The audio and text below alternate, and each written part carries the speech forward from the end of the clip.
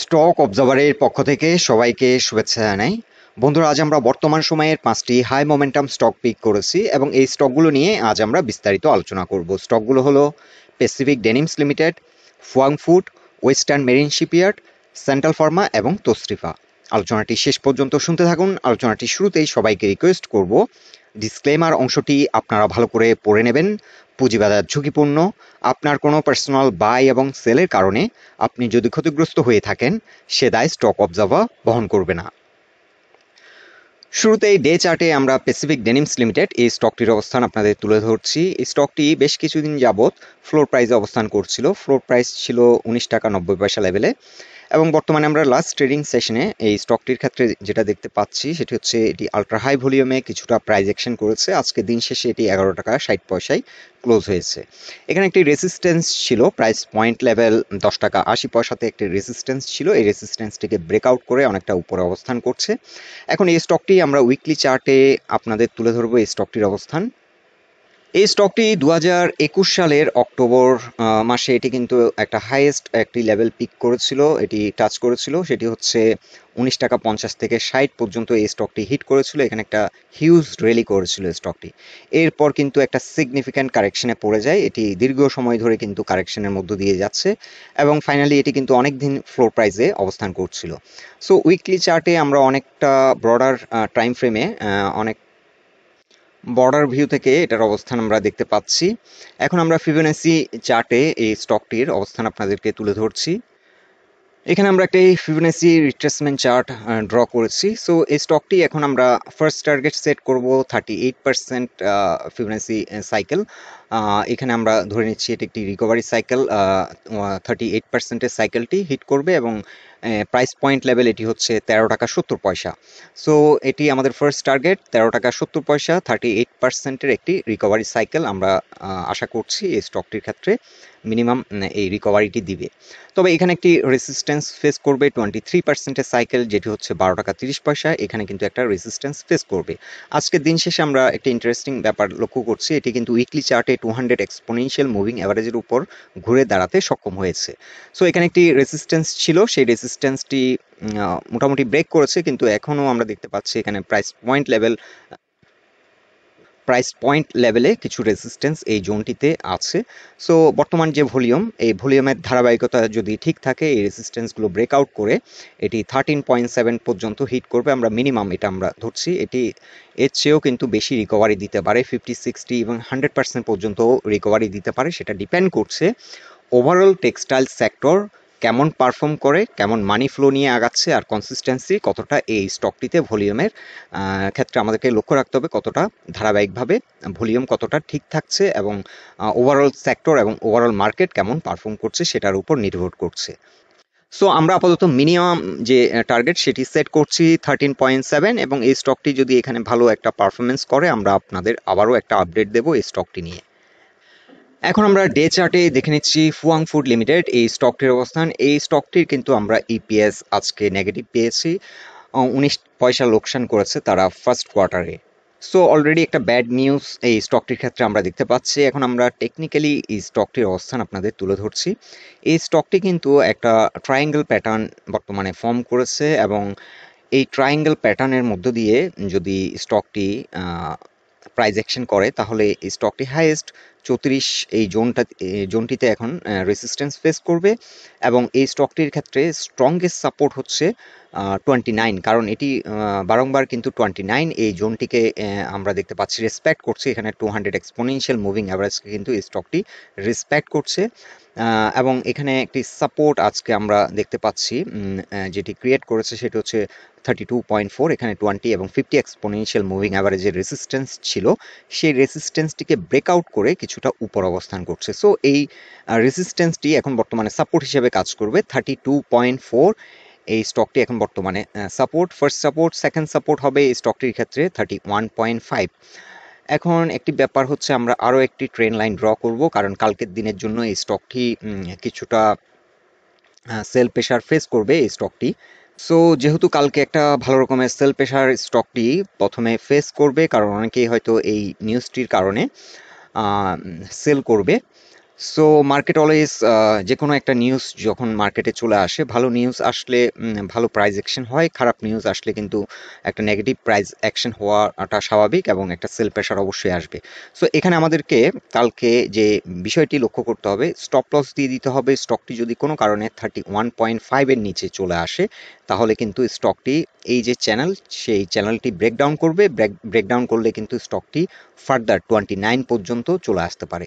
আর স্টকটি যদি এখানে কিছুটা ম্যানিপুলেট করে আবার কামব্যাক করে, তাহলে কিন্তু এই চ্যানেল ধরে এই স্টকটি গ্র্যাজুয়ালি 34 এই জোনটিতে এসে একটা রেসিস্ট্যান্স ফেস করে এই রেসিস্ট্যান্সটি ব্রেকআউট করে স্টকটি আবার 35 থেকে 36 এই জোনটিতে এসে রেসিস্ট্যান্স ফেস করবে।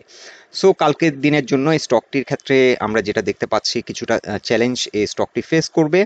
প্লাস এখানে আমরা যেটা দেখতে পাচ্ছি, স্টকটি কিন্তু অলরেডি একটা ভালো রকমের কারেকশন কিন্তু দিয়েছে। সো আমরা এটাকে আরেকটু মডিফাই করে নিচ্ছি, যেহেতু এই জোনটিতে সাপোর্ট পেয়েছে আমরা আরেকটু অ্যাডজাস্ট করে নিচ্ছি। সো আমরা এখন স্টপ লস সেট করব কালকের দিনের জন্য 31.8 আমরা স্টপ লস সেট করব। যদি কোনো কারণে এটি বেশি নেগেটিভ প্রাইস অ্যাকশন করে এবং এটি যদি ছিটকে পড়ে এই চ্যানেল থেকে, তাহলে আমরা আপাতত এই স্টকটির ক্ষেত্রে স্টপ লস দিয়ে রাখবো। তবে আমরা টেকনিক্যাল প্যারামিটার অনুযায়ী যেটা দেখতে পাচ্ছি, স্টকটি এখনো যথেষ্ট পরিমাণ স্ট্রেংথ আছে এবং এই যে লাইনটি, এই লাইনটি যদি ব্রেকআউট করে, আমরা উইকলি চার্টে আপনারা আরও ক্লিয়ার হবেন আমরা কেন এই লাইনটি ড্র করেছি। আমরা কিন্তু এই লাইনটি ড্র করেছি উইকলি চার্টে বডি, এই বডিটাকে রেসপেক্ট করেছি এবং এই বডিটাকে আমরা টাচ করেছি এবং এখানেও এই যে আমরা উইকটা দেখতে পাচ্ছি এখানেও আমরা টাচ করেছি। সো এই যে লাইনটি আমরা ড্র করেছি, এই দুটো ক্যান্ডেলকে কিন্তু রেসপেক্ট করে আমরা এই লাইনটি ড্র করেছি এবং এটি এখন বর্তমানে একটা ট্রেন লাইন এবং এই ট্রেন লাইনটিকে যদি ব্রেকআউট করে, স্টকটি কিন্তু এগ্রেসিভ একটি প্রাইস অ্যাকশন হবে এবং সেক্ষেত্রে 40 আবারও হিট করার সম্ভাবনা আছে। সো এখন যেটা হচ্ছে, কালকে যেহেতু নেগেটিভ নিউজ আছে, মার্কেট কিছুটা ডিসকাউন্ট অবশ্যই দেবে কালকে এবং এখানে উইকলি চার্টে আমরা দেখতে পাচ্ছি স্ট্রংগেস্ট সাপোর্ট সেটা হচ্ছে 31.9 কিংবা 31.8 এর নিচে চলে গেলে তখন এই চ্যানেলটিও ব্রেকডাউন হয়ে যাবে। তখন আমরা সেল দিয়ে ওয়েট করতে পারি, যদি আবার কামব্যাক করে আমরা আবার বাইব্যাক করে নিতে পারি গ্র্যাজুয়ালি। সো এক্ষেত্রে এই সাপোর্টটি ভেঙে গেলে ফার্দার যে সাপোর্ট সেটা হচ্ছে 29, আমাদেরকে মাথায় রাখতে হবে। বাট এই ধরনের স্টকগুলোর ক্ষেত্রে একটি বিষয় আমরা লক্ষ্য করি, এই স্টকগুলো কিন্তু নেগেটিভ, অনেক সময় নিউজও কিন্তু নেগেটিভ প্রাইস অ্যাকশন হয় না, এই ব্যাপারটিও কিন্তু হয়। কিংবা আজকে আমরা যেটা দেখলাম খান ব্রাদার্সের ক্ষেত্রে, নো ডিভিডেন্ড নিউজটি পাবলিশড হওয়ার পর এটি প্রায় 8-10 টাকার মতো কমেছিল, কিন্তু ডে এন্ডে সেটি রিকভারি করে আরও প্রায় 7-8 টাকার মতো বেড়ে গেছে। সো সামটাইমস কিছু কিছু স্টক কিন্তু ইরেশনাল বিহেভও করছে, আমরা লক্ষ্য রাখছি। এখন আমরা ডে চার্টে দেখে নিচ্ছি ওয়েস্টার্ন মেরিন শিপইয়ার্ড লিমিটেড, এই স্টকটির অবস্থান। এই স্টকটি আমরা দেখতে পাচ্ছি বর্তমানে একটা বুলিশ মোমেন্টাম ফর্ম করেছে। এখানে আমরা দেখতে পাচ্ছি অ্যাভারেজ থেকে অনেকটা বেশি ভলিউম নিয়ে স্টকটি আবারও এগিয়ে যাচ্ছে এবং এখানে একটি সাইকেল অলরেডি কমপ্লিট করেছে। 38% একটি রিকভারি সাইকেল কমপ্লিট করে এটি আবারও ফার্দার একটি ফ্ল্যাট কারেকশন করে এবং এখান থেকে আজকে ঘুরে দাঁড়িয়ে 12 টাকা 20 পয়সায় এসে আবার একটা রেসিস্ট্যান্স ফেস করছে, সেটি হচ্ছে 23%-এর একটি সাইকেল রেসিস্ট্যান্স। সো এই রেসিস্ট্যান্সটিকে অতিক্রম করলে এটি ফার্দার আবার 12 টাকা 90 পয়সা এখানে এসে আবার একটা রেসিস্ট্যান্স ফেস করবে। তবে এই স্টকটির ক্ষেত্রে আমরা এখন ফার্স্ট টার্গেট সেট করতে পারি 13.5 এবং সেকেন্ড টার্গেট হতে পারে 16। সো এই স্টকটি যেহেতু এখানে একটি রেসিস্ট্যান্স অলরেডি ফেস করছে, এখানে প্রাইস পয়েন্ট লেভেলও একটি রেসিস্ট্যান্স এবং ফিবোনাচি সাইকেলে আমরা দেখতে পাচ্ছি 23%-এর সাইকেলের একটি রেসিস্ট্যান্স। সো কালকের দিনে এই গুরুত্বপূর্ণ রেসিস্ট্যান্সটি ব্রেকআউট করে ঘুরে দাঁড়াতে পারছে কিনা সেটার উপর নির্ভর করছে এটা কতটা ফাস্ট এই দুটো সাইকেল কমপ্লিট করবে। আপাতত আমাদের দৃষ্টিতে এই স্টকটি ভালো একটা ভলিউম এবং এভারেজ থেকে বেশি ভলিউম নিয়ে কিন্তু আগাচ্ছে। সো এটা একটা ভালো দিক এবং এই ধারাবাহিকতা ঠিক থাকলে 13 টাকা, মিনিমাম 13 টাকা 50 পয়সা আমরা এক্সপেক্ট করছি। যেহেতু 38%-এর সাইকেলটি অলরেডি কমপ্লিট করেছে, এখন আমরা ধরে নিচ্ছি এটি এখান থেকে একটা হায়ার হাই ক্রিয়েট করবে। এখন আমরা ডে চার্টে দেখে নিচ্ছি সেন্ট্রাল ফার্মাসিউটিক্যালস লিমিটেড। আমাদেরকে কয়েকজন ফ্রেন্ড রিকোয়েস্ট পাঠিয়েছেন এই স্টকটি নিয়ে একটি আপডেট দেওয়ার জন্য। এই স্টকটি আমরা এখন একটি ট্রেন লাইন ড্র করেছি। এখান থেকে একবার রিজেকশন হয়েছিল বর্তমান সময় এবং অনেক আগে এখানে একবার রিজেকশন হয়েছিল 16 টাকা 70 কিংবা 80 পয়সায়, 70 পয়সায় এই জোন থেকে একবার রিজেকশন হয়েছিল। এখন বর্তমান সময়ে এখানে একটা আমরা দেখতে পাচ্ছি রিজেকশন। সো আমরা একটি ট্রেন লাইন ড্র করেছি, এটি এখানে ট্রেন লাইন ব্রেকআউট হবে 15 টাকা 10 পয়সায়। তবে এখানে ফার্দার আরও একটি রেসিস্ট্যান্স ফেস করবে 15 টাকা 60 পয়সা লেভেলে। সো এই দুটো জোন এখন আমাদের জন্য গুরুত্ব সহকারে এই স্টকটির ক্ষেত্রে আমাদেরকে দেখতে হবে। সেটি হচ্ছে 15 টাকা 20 পয়সা থেকে 15 টাকা 60 পয়সা, এই জোনটিতে আমরা চাইলে সেল দিয়ে রাখতে পারি। এখানে ব্রেকআউট হলে আমরা আবারও এন্ট্রি নিতে পারি। ব্রেকআউট হলে এই স্টকটি 18 পর্যন্ত প্রাইস অ্যাকশন হতে পারে, 18 থেকে 19। সো এখানে আমরা চাইলে দুটো স্ট্র্যাটেজি নিতে পারি। একটি স্ট্র্যাটেজি হচ্ছে এই জোনটিতে আমরা কেয়ারফুলি আমরা মনিটর করব কেমন বিহেভ করে, কেমন প্রাইস অ্যাকশন হয়। বর্তমান যে ভলিউম আমরা দেখতে পাচ্ছি, আলট্রা হাই ভলিউম নিয়ে স্টকটি আগাচ্ছে। এই ভলিউমের ধারাবাহিকতা ঠিক থাকলে এই রেসিস্ট্যান্সটি ব্রেকআউট করা খুব একটা ডিফিকাল্ট হবে না। এখানে যে ভলিউম আমরা দেখতে পাচ্ছি মোটামুটি সিমিলার একটা ভলিউম এই জোনটা তো আমরা লক্ষ্য করছি। সো একটা হিউজ মোমেন্টাম নিয়ে কিন্তু এটি আগাচ্ছে এবং এই রেসিস্ট্যান্সটিকে ব্রেকআউট করার মতো কিন্তু সক্ষমতা এই স্টকটি কিন্তু অর্জন করছে এবং এই জোনটিতে এসে কেমন প্রাইস অ্যাকশন এবং ভলিউম হচ্ছে সেটার উপর নির্ভর করছে এটা কত ফার্স্ট এই রেসিস্ট্যান্সটিকে ব্রেকআউট করতে সক্ষম হবে। সো এখানে আমরা চাইলে ওয়াচ লিস্ট আমরা ক্লোজলি এখানে মনিটর করব কেমন বিহেভ করে, কেমন প্রাইস অ্যাকশন হয়।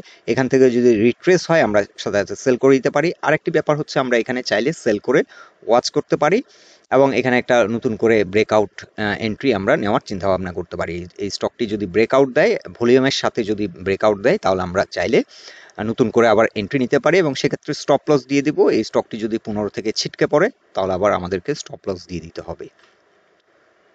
তসরিফা ইন্ডাস্ট্রিজ লিমিটেড, এই স্টকটি নিয়েও আমাদেরকে কিছু ফ্রেন্ড রিকোয়েস্ট পাঠিয়েছেন যে স্টকটি নিয়ে একটি আপডেট দেওয়ার জন্য। এই স্টকটি আমরা দেখতে পাচ্ছি একটা হিউজ কারেকশন, একটা হিউজ র্যালির পর এটি আপ টু 32 পর্যন্ত প্রাইস অ্যাকশন হয়েছিল এক সময়। এখানে একটা হিউজ র্যালি আমরা দেখতে পাচ্ছি এবং এর পরে একটা হিউজ কারেকশন। সো স্টকটি এখন সাপোর্ট নিয়েছে ফাইনালি 21 পয়েন্ট লেভেলে, 21 কিংবা 20.7 পর্যন্ত এটা হিট করেছিল, কিন্তু বডি আমরা পেয়েছি আপ টু 21.1। এই জোন থেকে আমরা ধরছি এখন এই স্টকটি 50% পর্যন্ত রিকভারি দিতে পারে। সেক্ষেত্রে 26.3 পর্যন্ত আমরা এক্সপেক্ট করতে পারি। তবে টেক্সটাইল সেক্টর নিয়ে আমরা একটি ডিটেল আলোচনা করব, কারণ সেক্টরটি একটা ব্রেকআউট জোনে অবস্থান করছে। ব্রেকআউট দিলে কিন্তু কিছু স্টক হয়তো ট্রিমেন্ডাস পারফরমেন্স করবে। আগে যে র্যালিটি করেছিল এরকম সিমিলার একটা র্যালি কিন্তু এখানেও আমরা হয়তো এক্সপেক্ট করতে পারি যদি সেক্টরটি ব্রেকআউট দেয় এবং বর্তমানে সেক্টরটি যে মোমেন্টাম পেয়েছে, ভলিউমের ধারাবাহিকতা যদি ঠিক থাকে, সেই ধারাবাহিকতা যদি এগিয়ে যেতে পারে তাহলে হয়তো এক্সপেক্ট করা যেতে পারে। আদারওয়াইজ আমরা বর্তমানে যে ধরনের প্রাইস অ্যাকশনের মধ্যে আমরা যে বিহেভিয়ার দেখতে পাচ্ছি, সেক্ষেত্রে মোস্ট অফ দ্য কেসেস, বেশিরভাগ ক্ষেত্রে কিন্তু 80 থেকে 90% কেসেস আমরা দেখতে পাচ্ছি ভলিউমের এবং পারফরমেন্সের ধারাবাহিকতা কিন্তু ঠিক থাকছে না। সেজন্যই আমরা আপাতত 26 টাকা 30 পর্যন্ত আমাদের টার্গেটটা রাখছি। ওভারঅল মার্কেট যদি ভালো আচরণ করে এবং ওভারঅল এই সেক্টরটি যদি ভালো পারফর্ম করে, সেক্ষেত্রে কিন্তু আগের যে হাই সেটিকে চেস করে নিউ একটি হাইও ক্রিয়েট করতে পারে। সো ইমিডিয়েট রেসিস্ট্যান্স এই স্টকটির জন্য 23.6। তবে আজকে যে মোমেন্টাম ফর্ম করেছে এই রেসিস্ট্যান্সটি হয়তো ব্রেকআউট করা খুব একটা ডিফিকাল্ট হবে না। তবে এখানে একটা ভালো রকমের সেল প্রেশার ফেস করবে 25 টাকা 10 পয়সার লেভেলে এবং এখানে 20 এক্সপোনেনশিয়াল মুভিং অ্যাভারেজের একটি রেসিস্ট্যান্স লাইন 20.3, এখানেও কিছুটা রেসিস্ট্যান্স ফেস করবে। সো বন্ধুরা, এই 5টি স্টক নিয়ে এটাই ছিল আমাদের অবজারভেশন। আলোচনাটি যদি আপনাদের ভালো লেগে থাকে অবশ্যই পোস্টটিকে লাইক দিন, বন্ধু বান্ধবের সাথে শেয়ার করুন, আর আমাদের সাথে থাকার জন্য আপনাদের অসংখ্য ধন্যবাদ।